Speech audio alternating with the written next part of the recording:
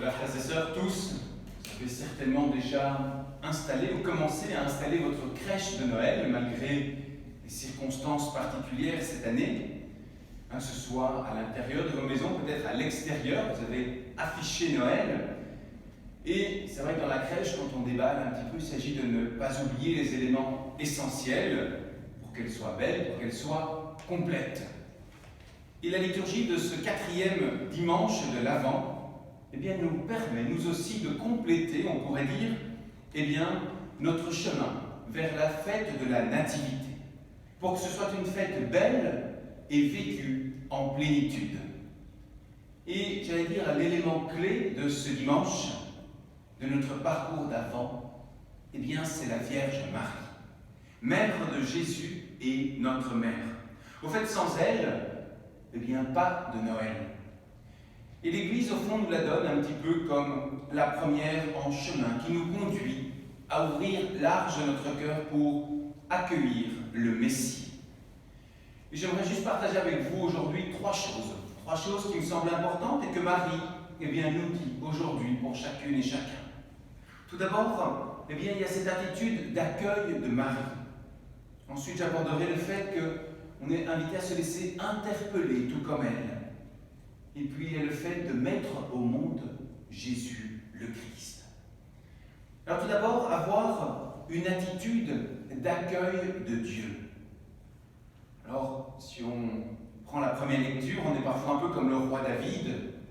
Comme le roi David, il est prêt à faire une place de choix pour Dieu. Il suffit aussi de voir nos églises, nos cathédrales, nos chapelles, ou bien les belles crèches qui ornent nos églises, nos rues, nos villes et villages. Dans tout cela, il y a parfois une certaine ambiguïté, comme David, dans cette place de choix que nous faisons à Dieu. Car parfois, au plus l'église est haute, surtout le clocher, au plus la crèche est belle, en plus l'éclat de notre ville ou l'éclat de notre quartier, sera rehaussé.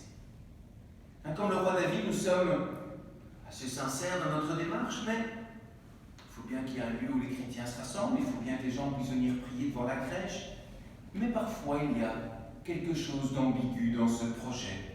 David également ne pouvait laisser l'arche de Dieu sous la tente, alors que lui habitait un grand palais, il fallait ériger un temple, mais ce sanctuaire dont David a l'idée, sera aussi en quelque sorte une sorte de chapelle royale qui viendra rehausser l'éclat du roi et de son royaume.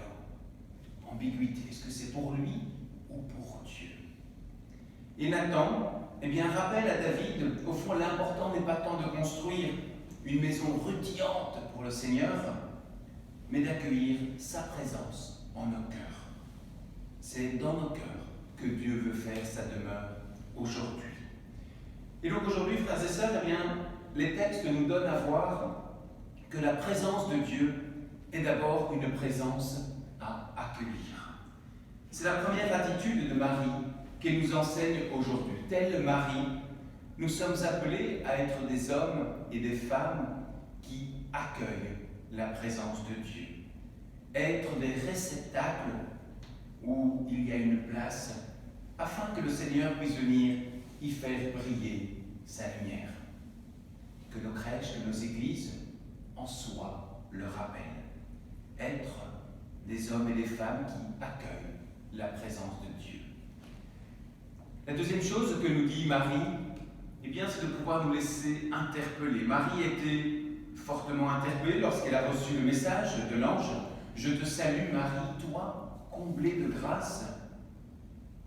Cette jeune femme avait plein de projets pour elle-même, pour son couple, pour servir Dieu, comme David aussi avait plein de projets. Et voici que tout se bouscule, que les plans sont perturbés. La foi n'est jamais une évidence, nous en faisons l'expérience. Et puis c'est vrai, en cette période, tous nos plans sont aussi un petit peu chamboulés. Au fond, qu'est-ce que le Seigneur veut me dire dans cette période chamboulée, dans cet Avant, dans ce Noël, entre guillemets, pas normal? À quoi m'appelle-t-il? À quelle naissance? À quelle renaissance? Bien voilà la deuxième attitude de Marie qu'elle nous enseigne aujourd'hui. Nous laisser interpeller dans notre vie de foi et avancer avec confiance. Croire, avoir la foi, je crois que c'est toujours dépasser nos peurs pour découvrir que nous sommes avant tout aimés de Dieu. Sois sans crainte, Marie, dit l'ange, car tu as trouvé grâce auprès de Dieu.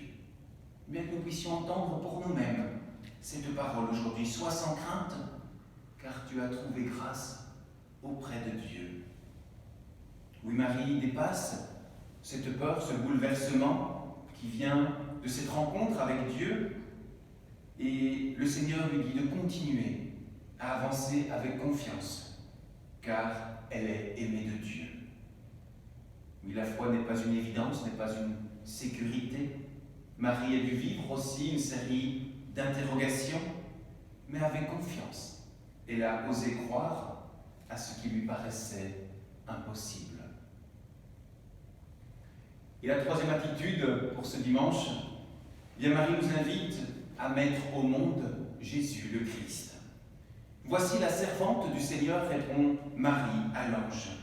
Marie a dit oui, elle redit au fond toute sa disponibilité. Même si sans doute ce ne fut pas facile intérieurement, si elle se demande aussi mais comment cela va-t-il se faire?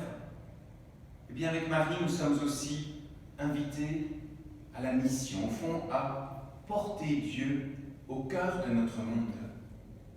À l'exemple de Marie, nous sommes invités, nous devons apprendre à dire oui Seigneur, et à le dire avec amour même quand cela nous coûte, quand cela est difficile, dire oui au fond afin que la vie de Dieu anime tous les hommes, afin que son amour brûle dans tous les cœurs.